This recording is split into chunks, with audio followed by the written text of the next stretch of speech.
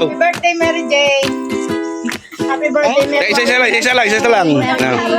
Para di magulo tayo sa video. Happy birthday, Mary Jane. Yan. Cheryl. Happy birthday, Mary Jane. Happy birthday, Mary Jane. Thank you, Ate Christina. Happy birthday, Mary Jane. Thank you, Ate Christina. At pala, 2 kilo. Salamat. Pangalan. Happy birthday, Mary Jane. Happy birthday, Mary Jane. Salamat. Ay, hiya ako nagtatanong ako. Happy birthday, Jane. Salamat sa pasta tinapay. Ito yun. Bukas na lang ako. Nananos. Happy birthday, Mary Jane. Salamat, Tina. Nakahiya ito. Ano? Happy birthday, Tina. Asa sa'yo? Ano yung pagkain mo? Tapos ka na. Mare. Happy birthday, Mary Jane. Kay Parang Tina, salamat. Tina, salamat. Mary Jane, happy birthday. Thank you. Ate Tina, salamat. Jane, happy birthday. Malayo ha. Happy birthday, Tina. Happy birthday, Mary Jane. Rail, huwag ka na kabayo. Happy birthday, doon sa may birthday. Salamat. Happy birthday. Pangalan. Happy birthday, Jane. My birthday. Happy birthday. Ayan. Maraming salamat sa pansit, tinapay, at soft drinks. Ayan. Maraming salamat sa pansit. Ayan. Ay, paano ton? Ikaw pa wala. Thank you sa pansit. May birthday. Isa-shout out may birthday. Happy birthday sa'yo. Kayawan mo. Bukas dito ulit tayo. Ganon. Lahat. Dito tayo lahat. Ngayon. Sa lubong na ulit. Sa lubong. Hindi kami sa dulo. Kaya ulit sa ano. Mga dadalhin dito diretso. Happy birthday kay Mary Jane tsaka kay Ate Christina. Hi, vlog. Hi, vlog.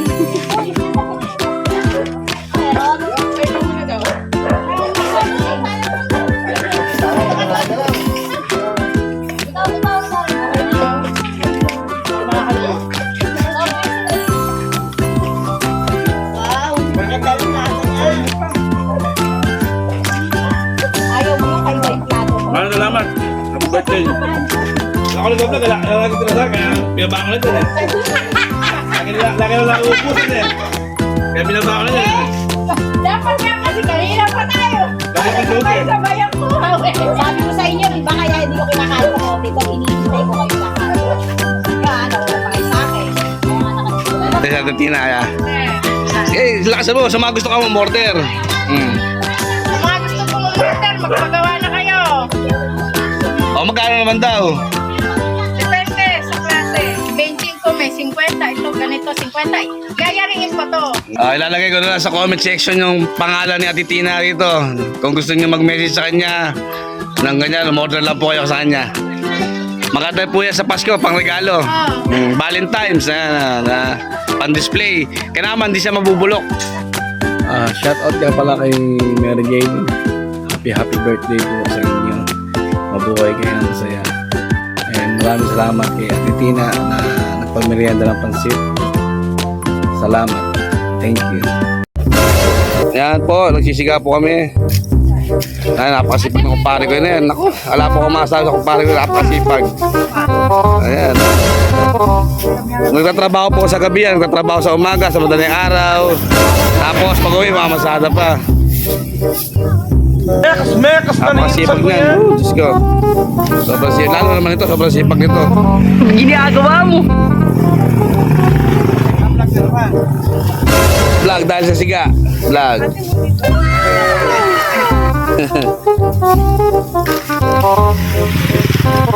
Mekas na ng insan ko yan. Ginagawa mo. Oo. Kasi, watak-watak kayo. Basta na-picture ko kayo. Okay na yun. I-send ko na lang yung before, after, tapos before, after. Puro na lang. Oh my God! Wow!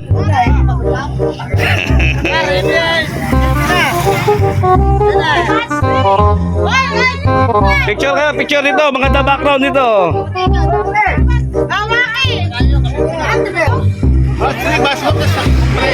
Kompres kayo.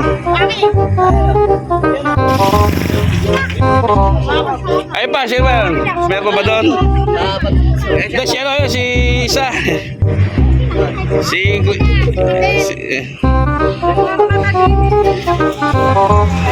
Yung mukha na lang, pag estudyante ulit, binakaupo sa harapan. Oo.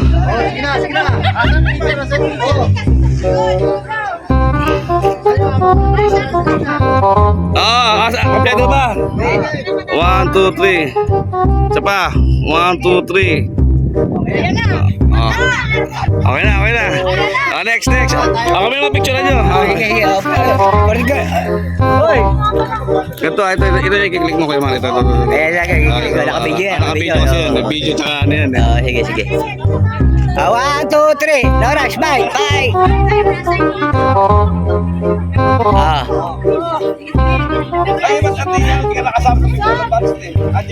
2, 3. 1, 2, 3. Isa pa. 1, 2, 3. Isa pa. Kasi kaya kalate. 1, 2, 3. Okay, ganda. 1, 2, 3.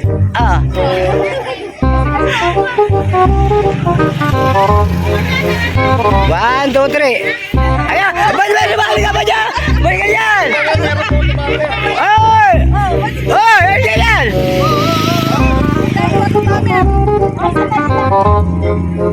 Mekas na nanginsan ko yan. Mekas na nanginsan ko yan. Wala tayo pag-ahari, kaya wala din mawawala sa atin dito sa mundong ibabaw.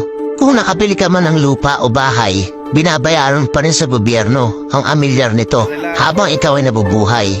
Wala kahit ano dito sa mundo ay pag-ahari mo. Kung nakabili ka man ng sasakyan, binayaran mo ng sasakyan para magamit mo ito sa transportasyon. Hanggat ito ay masira, hindi mo pa rin ito pag-ahari. Kung nakapag-asawa ka man, mapalad ka. Ngunit ito ay upang may makasama ka lang habang tayo ay nabubuhay. Walang kahit sino man ang nagmamayari, kanino man. Kung may anak ka man, ito ay upang may pagpatuloy niyo lang ang demand upang magpatuloy ang buhay hanggang sa huli. Hindi mo sila pagmamayari. Kaya ang bansa ay tinuturuan tayo kung paano sila palakihin ng maayos. Kung may pera ka man na naipon, yan ay upang may maibili ka sa mga bagay na gusto mo habang ikaw ay nandito pa sa mundong ibabaw. Ang pera na naigawa o galing sa Bangko Sentral. Kung may trabaho ka man o nagretiro ka na, yung pensyon mo ay para lang din sa nalalaan mong buhay.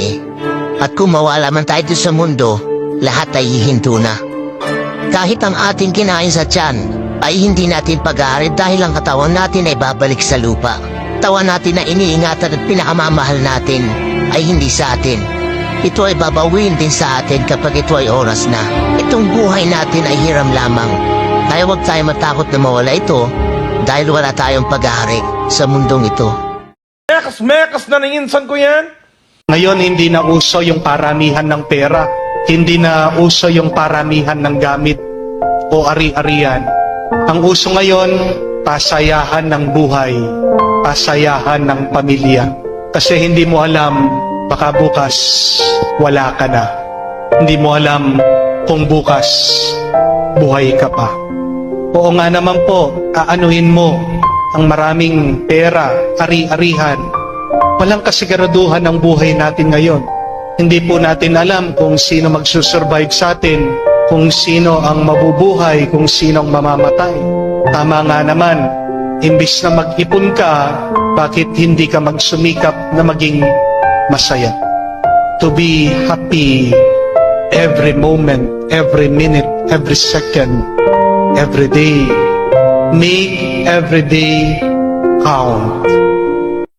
Mekas na nanginsan ko yan. Ang taas talaga ng respeto ko sa mga taong kahit mataas na yung narating sa buhay, hindi nagbabago na pakikitungo sa kapwa. Yung taong hindi nagbabase ng respeto sa estado ng tao. Yung taong di ginagamit yung yaman at power nila para manghamak ng iba. Dapat ganon. Huwag mong hayaang baguhin ka ng pera. Real talk yan. Mekas na nanginsan ko yan.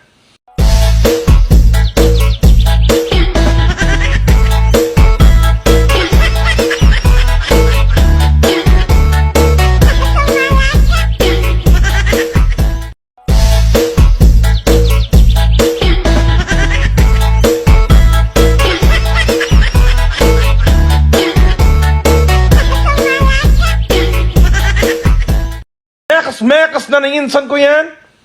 Idol, ang sarap sa pakiramdam na kasundo mo, mga kapitbahay mo at kamag-anak din. Morning pet talk, nagbibigayan ng ulam, nagtutulungan sa oras ng kagipitan, full support sa pagunlad mo at higit sa lahat, kakampi mo kapag may umagrabyado sa iyo o napaaway ka. Kaya maswerte kayo kung may ganito kayong kamag-anak o kapitbahay.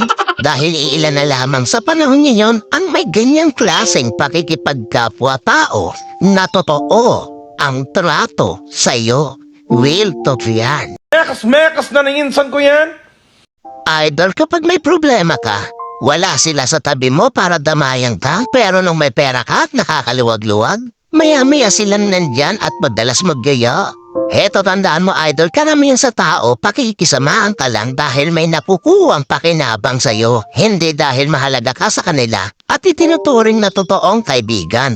Iwasan mo yan. Real talk yan. Mekas na insan ko yan.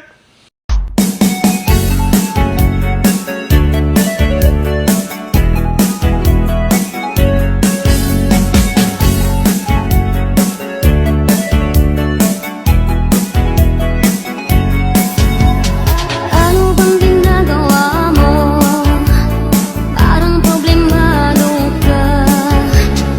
Mekas na insan ko yan.